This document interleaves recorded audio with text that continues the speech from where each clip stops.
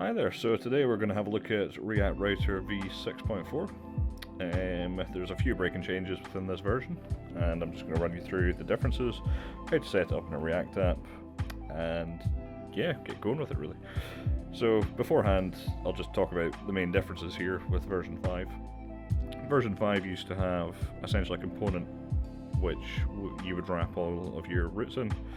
That was typically a browser router. On top of that, inside that, you would have a switch, and inside that you would have your routes, and each route would have a path and a component, which would typically be your page. So in 6. Well, I believe anything above 6, it's sort of been abstracted away, so it's a bit simpler. From what I understand, there's a route provider, sorry, and you pass your routes, and there's a new function which you define all your routes. And within that, essentially, you would do the same similar thing where you'd have a path and you'd have your component. Yeah, that's kind of how it goes. So let's jump into it. So we're on the documentation page. Just going to click on I'm new, and I'm just going to show you what I mean before we get started. So we're going to need one package, and as you can see here, that is React Router DOM version 6 and above. And if I jump down here, you will see we have the new imports, which is the router provider and the create browser router. The create browser router, as I said, just defines a path and an element, which will be your page. And what we do is pass that into our router provider. So the code is going to be a slightly bit different to this, just because I like abstracting the routes out of my index.js, but in principle it's exactly the same. So you could follow this example, or you could follow my example. So anyway, let's jump into it. So I'm going to open up Visual Studio Code. Just find a folder that you fancy creating a React project in. I'm just going to create a new folder, and I'm going to call it React Router. And within that, I'm just going to right click and open in the terminal. So we're going to create a React app first, so npx create React app. Just going to call it YouTube for now. You can call this whatever you want. This is unfortunately going to take a bit of time because my internet connection is not the greatest, so what I'm going to do, pause it for now, and I will jump back as soon as this is finished. A few moments later. Cool, so just going to move my mic. Now we've got our React application on the go, as you can see here inside the YouTube folder. We have the source. We're just going to get rid of a few things because I'm just going to declutter it for the tutorial's sake. So in this instance, let's get rid of the app.css, app.test.js, index.cs, logo.svg, the report vitals, and the setup tests. Just give that a straight up delete. Just app.js and index.js is all we need for now. In fact, let's just get rid of the app as well. We don't need that. So we're left with just the index.js. We'll just need to do a wee bit of cleaning up for this to work. So we'll get rid of the vitals, we'll get rid of the CSS, and we have and the app component within. So now we have a completely empty React application. If we just give this an npm, to jump into this directory, if we give this an npm start, you will see the dev server starts up, and it loads on port 3000. There's not much here to see at the minute, it's just a completely blank app, but let's forget about that for now. Cool, so as we see, we've got a completely blank app.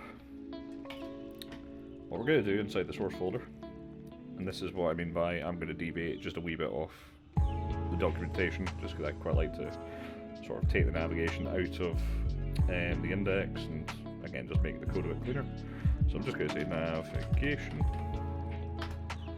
And inside navigation, I'm just going to create an index.js file, and in here we're going to, I'm going to show you two different routing styles. I'm going to show you the pure create browser router that's just a specified list of all the different routes.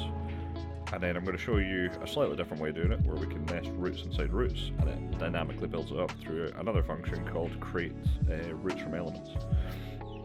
So anyway, we'll start off with a simpler one, and then we'll transform that into what I quite like, the nested approach.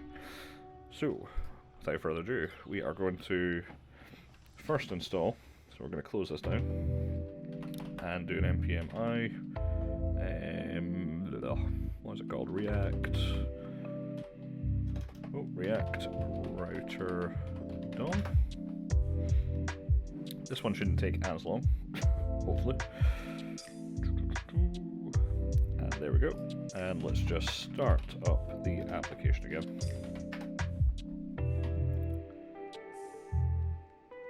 Cool. So for now, just close the terminal, and we will start off by importing the create browser router and the router provider. That's going to come from React router DOM. And for now, let's just export the component. Export const provider. And it's just going to equal the router provider route, and then we just need router, and that is just going to equal router. Router. Close that off. Currently going to get obviously an error saying what's the router, so we're going to define that now.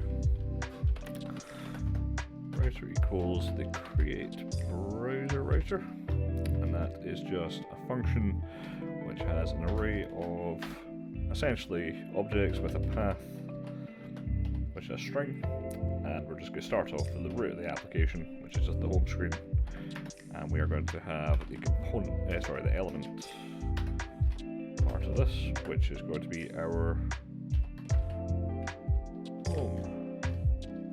home component, we'll call it that. So we're ready to create our home component now.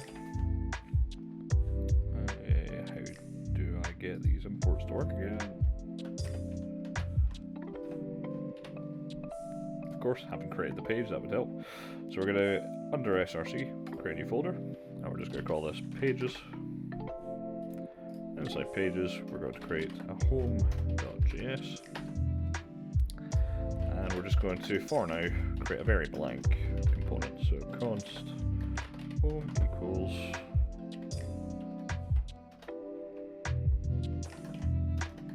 function which simply returns an h1 element which says this is the home page. Cool. And then we will export default home.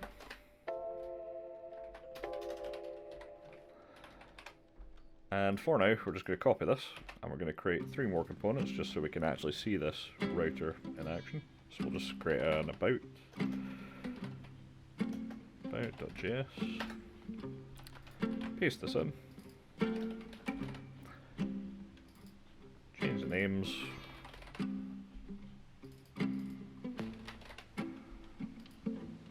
and save. Just one more page.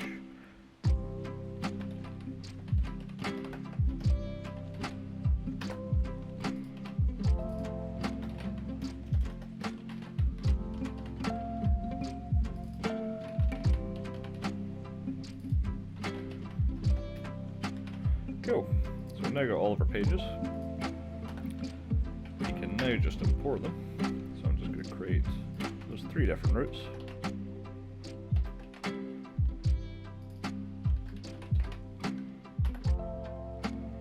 If you're wondering how I'm doing this autocomplete, you just hold the control space when you see a red, and then it should pop up with this. And you just click it or press enter.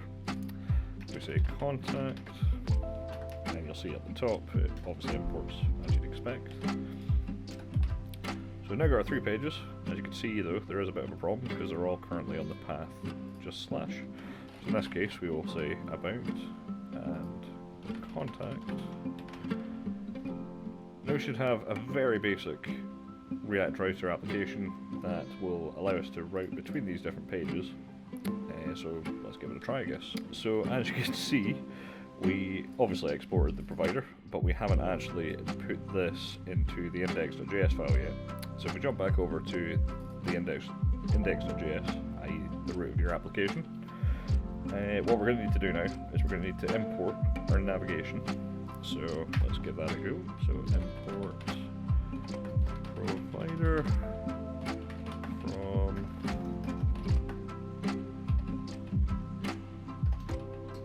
navigation. And what we can do is we can just pass the provider in like that.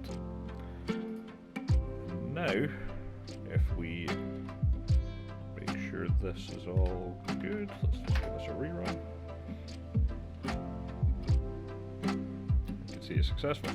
Right, and now what I was expecting to see instead of a blank page is when you run this and it hits the home page, you can see obviously this is the home page. If we navigate to about, you'll see this is the about page. If we head to contact,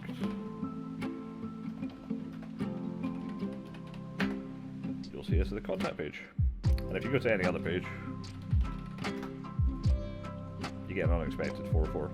You can create an error page, which will show us a custom sort of page, but for this I'm not going to. As I say, just have a look through the documentation on that, and you'll be able to find out how to do that.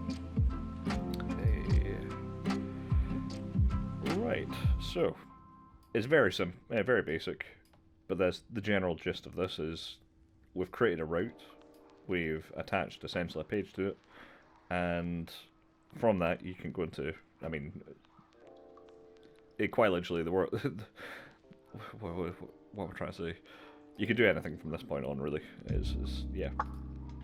Anyway, so let's show you the second approach. So as I said, this was just a standard list of paths, but a common sort of thing you'll see within web applications is something that might look a bit like user,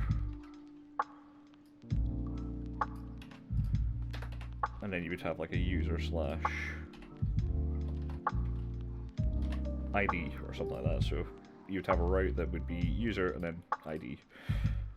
Instead of having to specify all these different routes, what we can do now is if we import another thing called create routes from elements.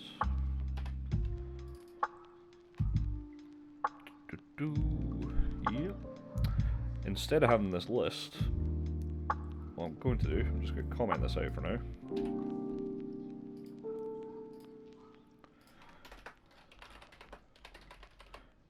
Just going to do the same as before, where we create a browser router.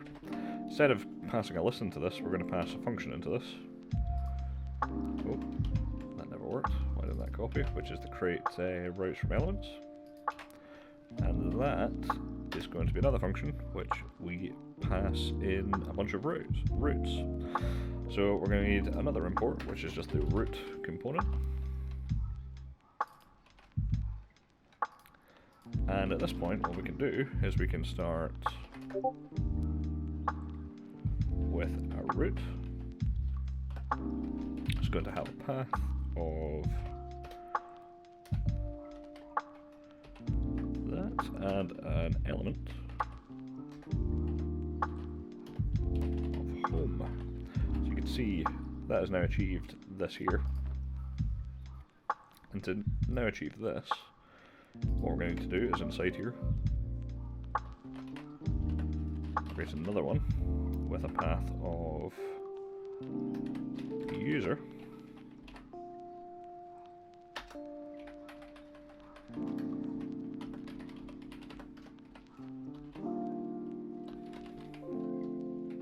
we'll come back to creating that in a second. And within this route,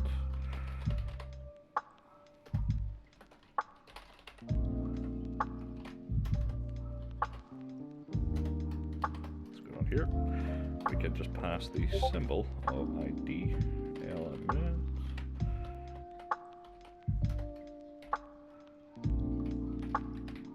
I mean, typically you would find users as the page, and then you would have user, which is individual. At this point we could just stop here. And what this looks like in the browser now is if... In fact, let's just create the components and then we'll come back and we'll just show you.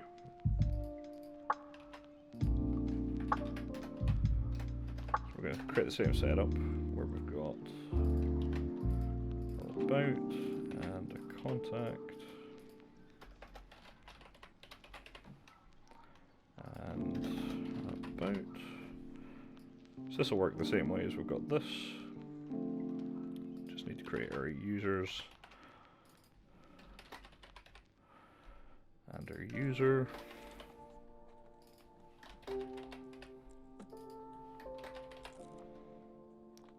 If we just go over here and create those files. Sorry about all the very fast actions. That's just a lot of copy and pasting. It's nothing special, to be honest. So we'll create the users. User.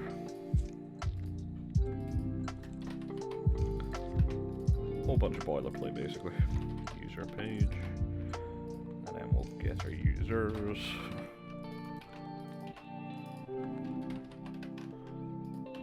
Cool. So, let me just run over this again. So what we've done here is what we've created here we can represent exactly the same way in a more nested fashion. Personally, I quite like this approach, just because you can see exactly where you are in the tree instead of having to try and build the picture up in your head mentally just around the paths.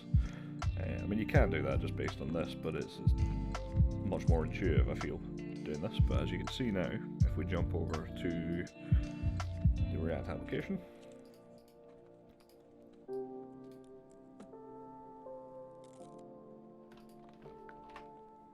Let's give this a restart because it does not appear to be working at the minute.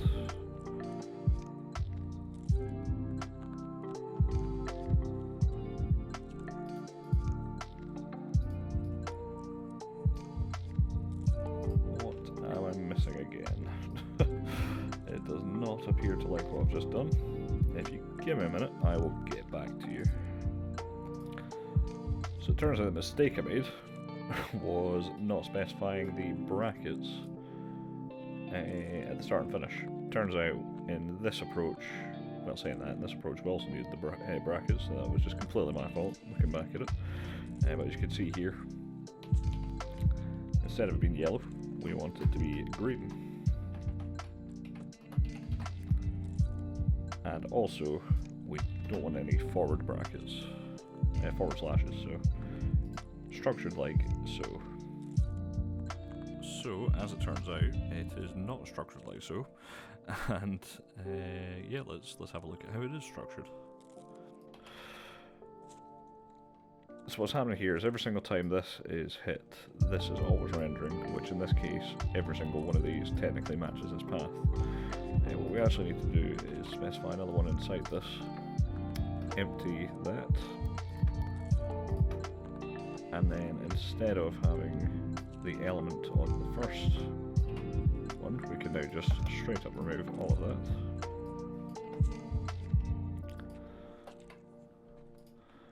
And now what's going to happen here is once this is met, it's going to go in here and it's going to hit this. The same happens with all nested elements. So instead of having the element users here, we'd do the same thing as this, where we'd have inside essentially a blank path. It would specify the users, and we'd get rid of it on this. What that allows us to do, if we jump to the browser now,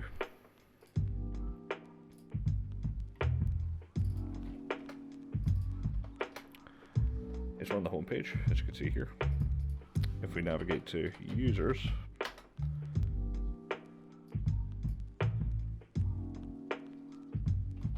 sorry, we have closed that too early.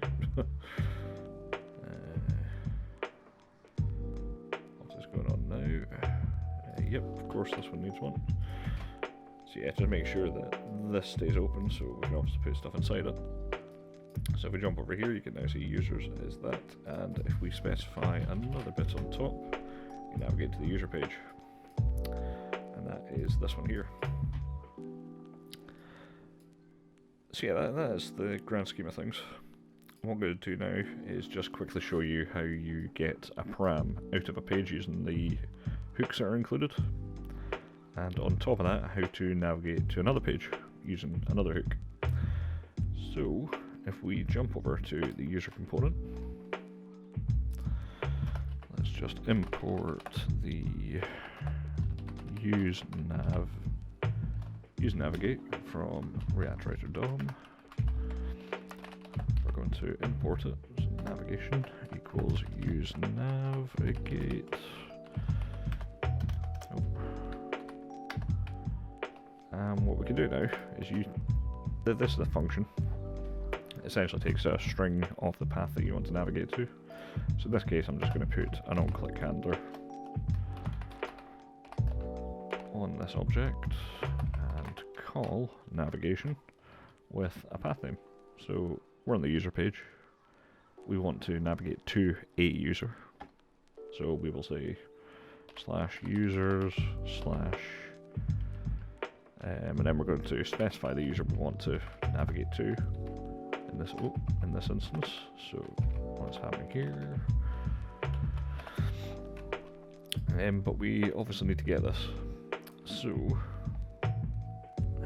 for now, let's not do anything fancy. Let's just say 1, 2, 3, 4. So we're going to navigate to user 1234. So if we jump back to the browser and we head back to users and we click on this, you'll see that we've now navigated to this route and we are on the individual user page. So now what we're going to do is try and get this 1, 2, 3, 4 and display it on this page. So how do we do that? So if we jump to the user component, import use params,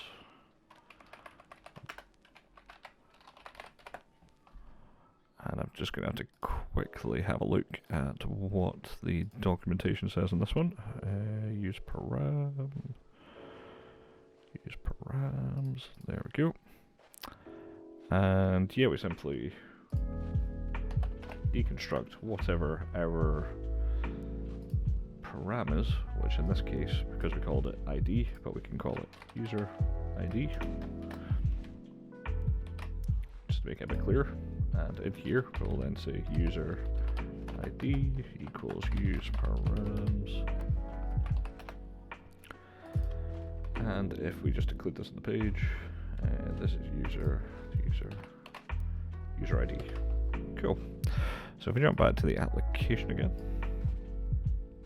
click on this again, you'll see 1, 2, 3, 4, 1, 2, 3, 4. But whatever is now after this will now appear on the page. So that's how you get a param. So yeah, I'll leave it at that. There's quite a lot to look through. It's well worth having a look at the documentation. I'll make sure I leave a link in the description to it, as well as the NPM source code itself. If you want to have a look at the source code, I'll upload this to GitHub and it will be completely available there as well. So yeah, look forward to making the next video and we'll go from there. Remember to subscribe. Talk soon.